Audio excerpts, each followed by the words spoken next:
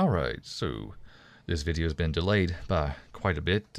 I've been busy these last few days with various things happening and needing my attention, and took a while to get this video out and get these updates done, but here we go. Alright, so first off, new terrain features. So I added in a hybrid mud texture, not quite as bright as the old dirt, but not quite as dark as the mud. And it helps break up the scenery a little bit, so it's light here, dark here, and not, dark all the way across like it used to be. And since I changed the outfits a little bit, they stand out just fine on a lighter background, so I can use that now without any worries. And I also added in some new grass. This is a higher resolution grass, not too high, but and this is two grasses overlapping. I turn off billboarding because it doesn't work very well, or at least it seems to add performance cost, plus it looks kind of fake having everything perfectly straight across. So instead I just used two grasses, just doubled up, so one grass and then another grass in the same area just to fill in the bald spots, I guess. And I changed the rocks a little bit, made them a little bit darker, a little more brown, so they sit back in the environment a little bit better. A little bit different textures on some of these, just kind of doubling up the textures in Substance Painter. I added another layer with a different rock on top just for a little bit more detail, a little bit sharper, not quite as blurry like, just, a little bit better looking overall. And I added in this kind of muddy canyon cliff just for a little bit of variation, and because I think Unity does a terrible job at slopes, they tend to blur out the textures and they just don't really look that great. I mean, if they had rounded edges and looked decent, it would be a different story, but I've never been too thrilled with it. So I just make my own cliffs and hills using rocks. Plus it helps kind of control the AI. I mean, this can be steep enough easily that nobody can walk from here straight down to here, so I can easily control the AI. Whereas painting terrain and making it a slope and trying to make it steep, you got to make sure that it's not like this right here where you can walk, because it's very easy to get a spot like this where you can't see it, and then they can just walk straight up over hills, over rocks, and whatever. So for controlling the AI walking, it's easy to use these. And I might make it so that you can stand on top of these, maybe put a hitbox on top of this or something like that, so you can walk on the top. You already can, basically. I mean, these are walkable, but you can't click to put a character there. He'll still go there if you click right here, but it won't look correct when clicking. But anyway, I'll worry about that later. And for these, I also added in a topper, just like a little round piece, to kind of blend it in from the cliff to the dirt, and not make it so there's this solid stop where the cliff is, but kind of break it up a little bit, and it works pretty well. These are all one cliff over and over again, whereas some of these have different materials and are rotated or whatnot. But these worked pretty well, just piling them up one after the other, and sometimes I might move it out a little bit or rotate it slightly just to get a little bit of shadow lights changing, but it works pretty well. And change the water a little bit. I was going with a muddier water, but we already have so many browns and yellows and reds. I thought, well, maybe we'll reflect some of the sky and add a little tiny bit of blue with a little bit of the brown showing through, and the same thing with the small puddles, just to break it up a little bit, so it's not all brown and red, but a little bit of variation here and there. And it's been very difficult getting the colors right, which is why I was using the muddy water in the first place, because In my older tests of using blue water, it tended to look kind of fake. And, when going with a semi-realistic environment like this, if the color is off on the water or it just doesn't look right, it looks fake really easily. So anyway, I think that's about it for the terrain. I also added in these gold pieces, which I'll talk about in a minute. And also added in some more props here for the campsite. There's a cooking station, which you'll be able to use to upgrade the population limit. Like you get some gold, and then you click this to buy some food or whatever, and you can have a larger population. And then if you clicked on this at the blacksmith station, you could use that to create new units, which is what you see down here, which I'll talk about in just 1 second. And a few miscellaneous props just to add in a little bit of life to the camp, tables and benches and food and whatnot. And of course, these upgrades will also appear on a HUD at the bottom of the screen, which I'll make eventually.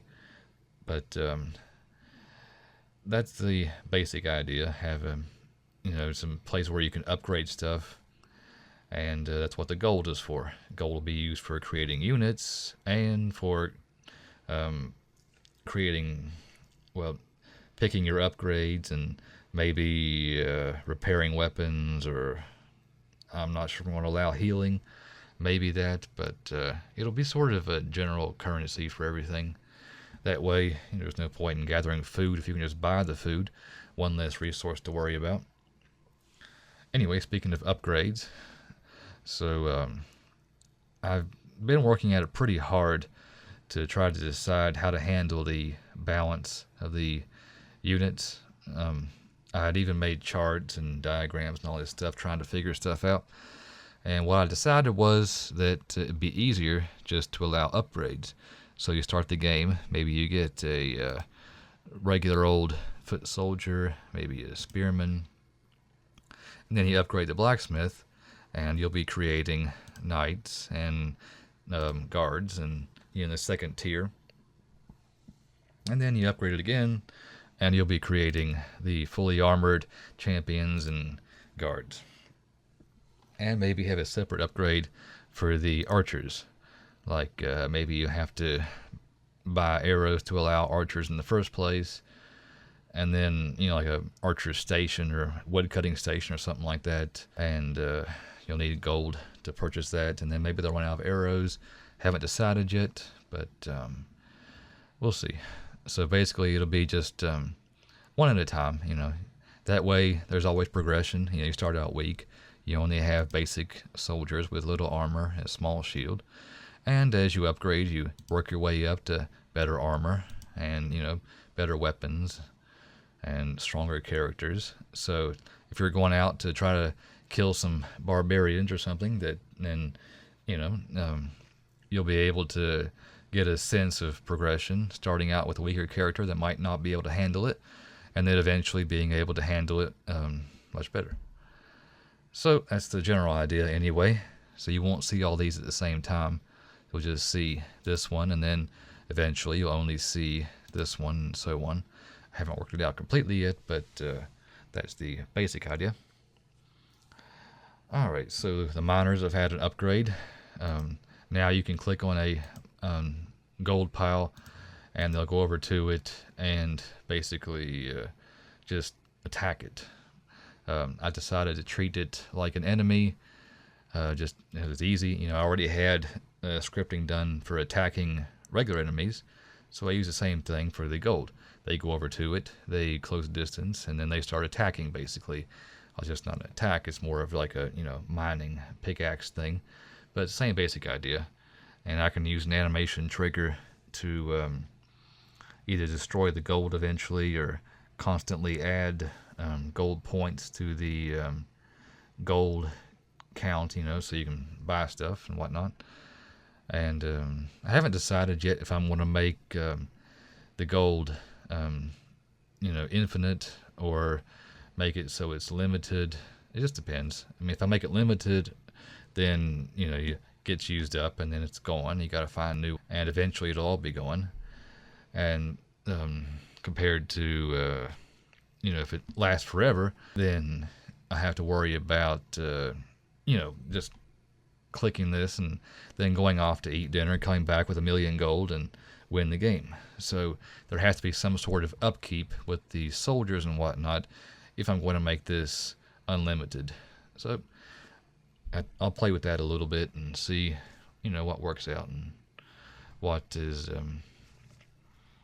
the most interesting.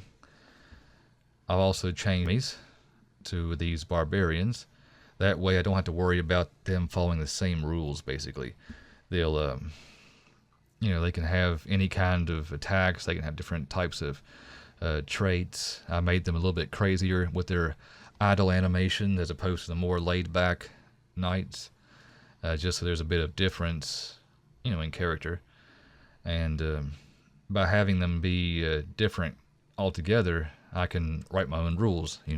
If I was fighting knights versus knights, then you'd expect them to be fairly similar. But, a knight versus a barbarian, I can make them really weak, armored, and really strong attack or something like that. And that way I can increase the challenge if need be, or, balance the game better, and just make it interesting. I thought that soldiers attacking the exact same units, only different colored, wasn't really very interesting. So this is a little bit more exciting, I think. And I can put these on the map here and there. So I have the club, the axe, and the shield, two-handed versions, and this sort of guy with a dagger. I might make him like a generic thug, different outfit, just wandering around, maybe somebody easy to kill. Guy's a bit harder. I tried out a gold helmet for this one, but not really sure if I like it or not. It kind of blends in, but we'll see. I need to figure out some way to make like a chief barbarian or something, but I haven't decided yet. And it has some new animations for some of these characters. So here's the new two-handed barbarian attack. Fairly crude and straightforward attack. Just slams it down hard as he can. Very simple move. Doesn't look as elegant as slashing a sword or whatnot. And the regular barbarians with the club will use the swing attack that I made for the mace. And let's see, the axe guy uses the old axe swing that I made, and so I get to use that. And not this way I can use weapons like axes and clubs and whatnot that the main characters wouldn't use. Because I made all these because I was thinking about making like a soldier with an axe, but then I had trouble balancing it. What's the damage going to be? Is it good against armor? And it was worrying me out, to be honest. And there's just too many decisions, too much confusion. I figured if I'm confused, the player's going to be confused as well. So I just left it